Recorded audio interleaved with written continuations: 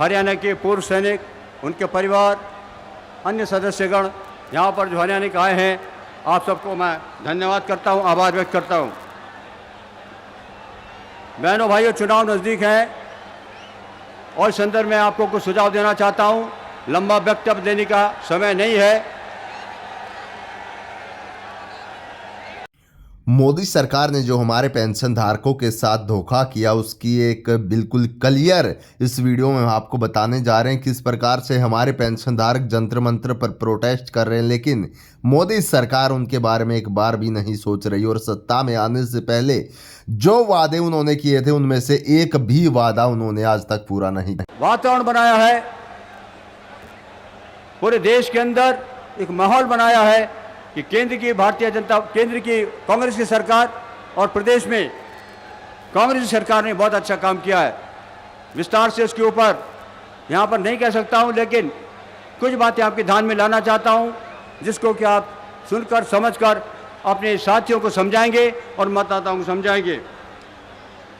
बहनों भाइयों, कांग्रेस का राज केंद्र में 10 साल से हो गया है। शायद देश का पहला प्रधानमंत्री है जिन्होंने लाल किले में लगातार 10 बार झंडा फहराया है। इस 10 साल के अंदर क्या स्थिति हो गई है आप सब जानते हैं। लेकिन भ्रष्टाचार जिस प्रकार बढ़ा है, महंगाई का क्या हालत है, देश में जिस प्रकार से एक असहाय नेता बैठे हैं जिनको न तो आदेश देने की हिम्मत है और न उस आदेशों का पालन करने के लिए वो कुछ कर सकते हैं, ऐसी प्रकार की स्थिति है।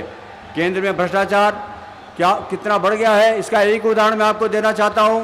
अभी थोड़े दिन एक बड़ी पत्रिका ने इंडिया टुडे में बताया था कि स्वर्गीय राजीव गांधी, जिनको लोकसभा में 3/4 बहुमत मिला था, 533 में से उनको 412 सदस्य कांग्रेस के थे, उनको इस जनता ने दोबारा नहीं चुना, उनको हरा दिया था, क्योंकि उनके समय में एक भ्रष्टाचार का केस हुआ था, बोहर केस बहनों भाइयों सिर्फ 64 करोड़ का था। और इंडिया टुडे ने जो अपना रिपोर्ट लिखा है, उसमें पिछले 10 साल के अंदर 64 करोड़ नहीं, हर साल 64,000 करोड़ रुपए का भ्रष्टाचार हुआ है। 10 साल के अंदर कितना भ्रष्टाचार हो गया, उसके आप आकलन कर सकते हैं। और इस प्रकार किस प्रकार से जनता के साथ धोखा हो रहा है, उसके बारे में आप सोचें। महंगाई कहाँ बढ़ी है, इसके बारे में आप सोचें। और मैं चाहता हूं इन बातों को तुलना आप अटल जी के समय से करें, जब उन्होंने 5.5 साल इस देश के अंदर शासन चलाया। भ्रष्टाचार, महंगाई सब काबू में थी, देश के अंदर एक उत्साह का वातावरण था और अंतर्राष्ट्रीय स्तर पर भारत का सम्मान किया जाता था। हमारी सीमाएं असुरक्षित है। बहनों भाई, आज चाहे चीन हो चाहे पाकिस्तान हो, किस प्रकार से हमको डराता है, धमकाता है, ये आपके सामने जानकारी है। यहाँ पर बड़े पूर्व सैनिक हैं और हम जानते हैं, समझते हैं किस प्रकार से देश की रक्षा सुरक्षा के लिए हमने अपना जीवन व्यतीत किया है। लेकिन हमारी सीमाओं के बाद आज स्थिति यह है कि चीन अगर हमारे सीमा के अंदर 15-20 किलोमीटर घुस जाता है और हमारी सरकार चुप बैठी रहती है।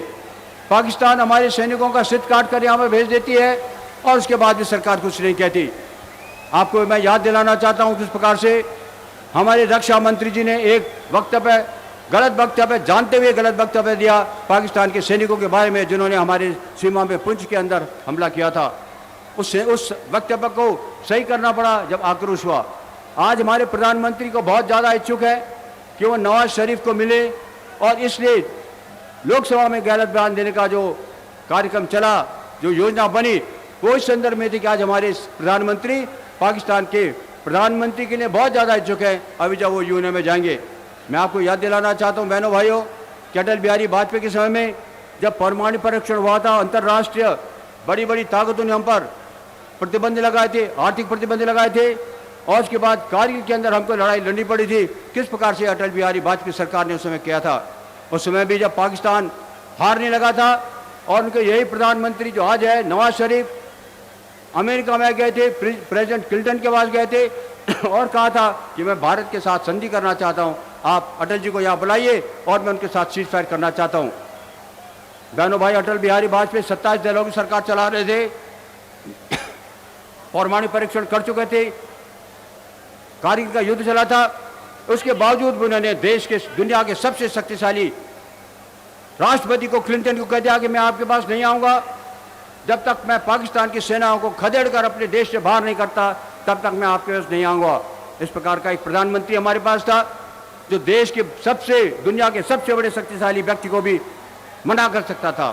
और आज है हमारे प्रधानमंत्री इतने कमज़ोर है कि वो अपने सैनिकों के बलिदान की परवाह न करते हुए और किस प्रकार से वो हमारे बात कर रहे हैं।